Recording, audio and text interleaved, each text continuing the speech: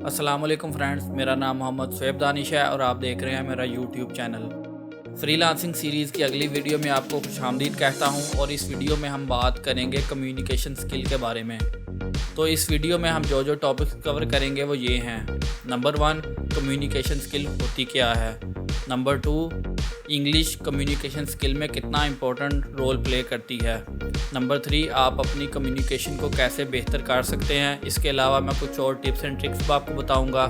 तो चलिए स्टार्ट करते हैं।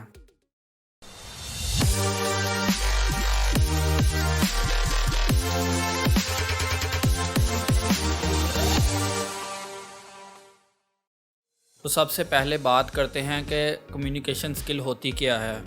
अब दो तरह की स्किल्स होती हैं, एक होती हैं हार्ड स्किल और एक होती हैं सॉफ्ट स्किल।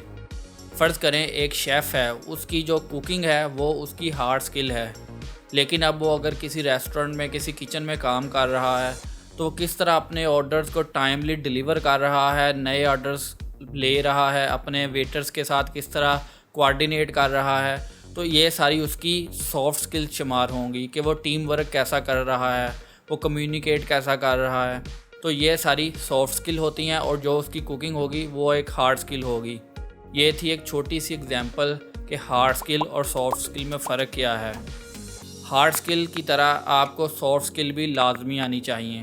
तो जो सबसे ज़्यादा इम्पोर्टेंट और पहली सॉफ्ट स्किल है वो है कम्युनिकेशन स्किल। अब कम्युनिकेशन होती क्या है, बेसिक टर्म्स में बताऊं तो एक बंदा बात कर रहा है, दूसरा सुन के उसका जवाब दे रहा है, तो ये कम्युनिकेट कर रहे हैं, तो इसको कम्युनिकेशन कहते हैं। अब फ्रीलांसिंग में कम्युनिकेशन से क्या मुराद है। अब फ्रीलांसिंग में कम्युनिकेशन ऐसे होगी कि क्लाइंट आपको मैसेज करता है, आप उसका मैसेज को रीड करते हैं, उसको समझते हैं कि क्लाइंट को चाहिए क्या, उसके मुताबिक उसको रिप्लाई करते हैं, क्लाइंट के साथ इस तरह बैक एंड फोर्थ डिस्कशन करते हैं। इसके बाद आप एक प्राइस सेट करते हैं, एक टाइमलाइन सेट करते हैं, प्रोजेक्ट स्टार्ट कर लेते हैं, प्रोजेक्ट एंड करते हैं।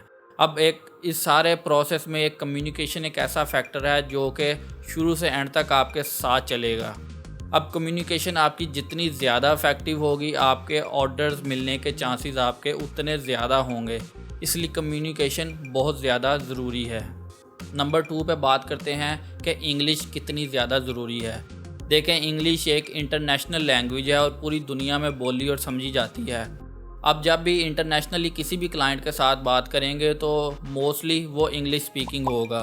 अब उसके साथ अपनी लोकल लैंग्वेज उर्दू या पंजाबी या हिंदी में बात नहीं कर सकते अनलेस वो क्लाइंट वो समझता हो। इसलिए आपको इंग्लिश समझना बहुत ज़रूरी है। और सबसे ज़्यादा मसला हमारे न्यूबीज़ को यहाँ पर पेश आता है कि उनको ज़्यादा इंग्लिश अच्छी नहीं होते, इसलिए वो कम्युनिकेट नहीं अच्छा कर पाते। तो इसका बहुत आसान सा सलूशन है। शुरू में तो हमने ज़्यादातर चैट करनी होती है, हमें कॉल पे बात करने की ज़रूरत तब ही पेश आती है जब कोई बड़ा प्रोजेक्ट हमें $500 या $1000 का मिले। तो छोटे मोटे प्रोजेक्ट्स में हमें चैट पे ही बात करनी होती है। तो अगर आप न्यूबी हैं और आप उनसे कम्युनिकेट करना चाहते हैं तो आपके पास बहुत टाइम है कि आप सोच के, आप लिख के उसको रिप्लाई कर सकते हैं। इसका बेहतरीन तरीका ये है कि क्लाइंट जो भी आपको मैसेज करे उसको आप गूगल पे जाएं, वहाँ पे ट्रांसलेट पे कॉपी पेस्ट कर लें, यानी आप उर्दू में पढ़ लें कि क्लाइंट का क्या मतलब है, वो क्या आपको बताना चाह रहा है।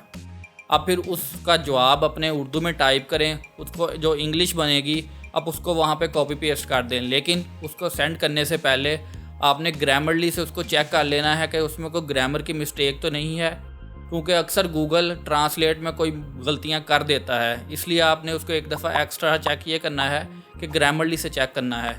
इस तरह स्टार्ट में आप इस तरह के छोटे मोटे टिप्स लगा के अपना काम स्टार्ट कर सकते हैं, लेकिन ये ज़्यादा देर तक नहीं चलेगा, आपको इम्प्रूव करना पड़ेगा।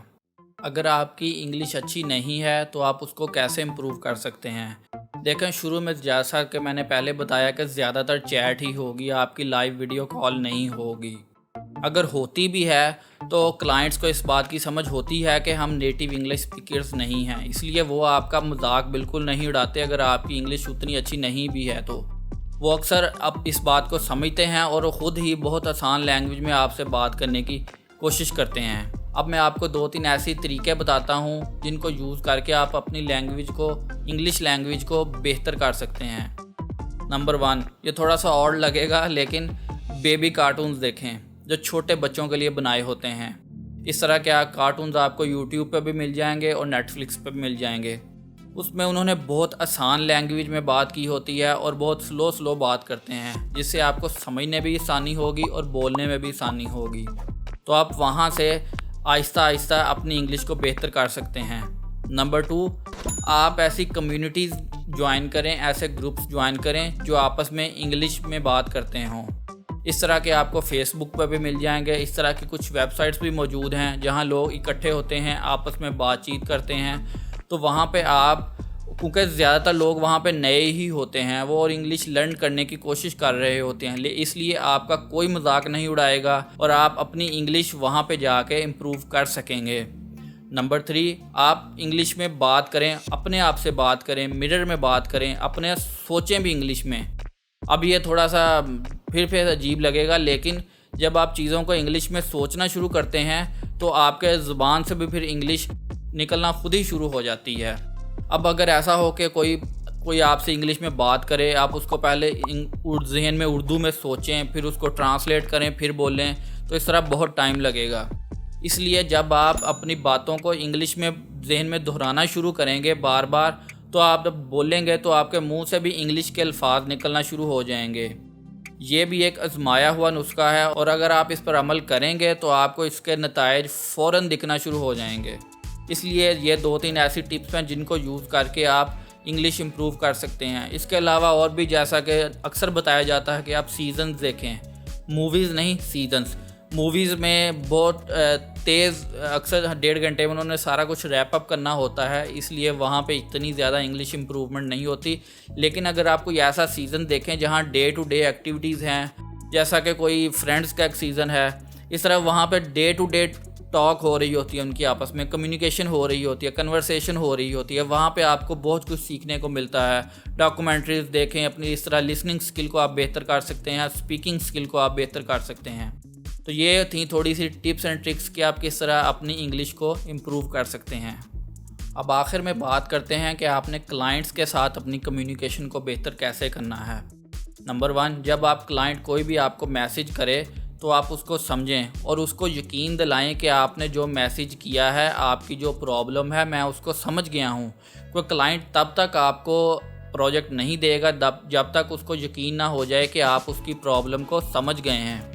अब प्रॉब्लम समझने के लिए आपको क्या करना चाहिए?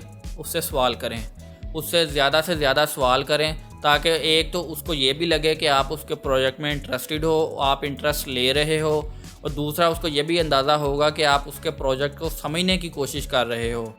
लेकिन इतने ज़्यादा सवाल भी नहीं करने के क्लाइंट इरिटेट ही हो जाए। इसके अलावा आप प्रोजेक्ट कोई पकड़े ही ऐसा जिस पे आपको 100% यकीन हो कि आप ये काम कर सकते हैं, क्योंकि जब भी कोई आप ऐसा काम पकड़ेंगे जिस पे आपको यकीन ना हो कि आप कंप्लीट कर सकते हैं, आपका कॉन्फिडेंस लेवल खुद ही डाउन हो जाएगा। जैसे ही आपको ये यकीन होगा कि हाँ मैं ये प्रोजेक्ट कर सकता हूँ, आपका कॉन्फिडेंस खुद ब खुद ही बूस्ट कर जाता है। इसलिए ये भी एक ख़ास चीज़ है जो आपने जहन में रखनी है कि ऐसे प्रोजेक्ट पे हाथ डालें जिसको आपको लगे कि हाँ ये मैं बिल्कुल ठीक तरह कर सकता हूँ, क्लाइंट को सेटिस्फाई कर सकता हूँ। इसके अलावा आप क्लाइंट को सेटिस्फाई करने के लिए उसको अपना पोर्टफोलियो दिखाएं। पोर्टफोलियो के लिए मैंने पूरी डिटेल में वीडियो पिछली से बना चुका हूँ, आप वो देख सकते हैं। आपने इसके अलावा क्लाइंट से बिल्कुल क्लियर कम्युनिकेशन करनी है कि कितने टाइम में आप उसको प्रोजेक्ट कंप्लीट करके देंगे, कितनी कॉस्ट होगी, क्योंकि क्लाइंट ये बात बिल्कुल पसंद नहीं करते कि बाद में आप प्राइस बढ़ा दें या टाइम पे आप कंप्लीट ना कर सकें। बाद में आप कह दें कि इसमें होस्टिंग रहती थी, इसमें डोमेन रहती थी, ये उसके चार्जेस हैं। इसलिए आपने जितनी ज़्यादा क्लियर कम्युनिकेशन करेंगे उतनी ज़्यादा आपको प्रोजेक्ट मिलने के चांसेस होंगे।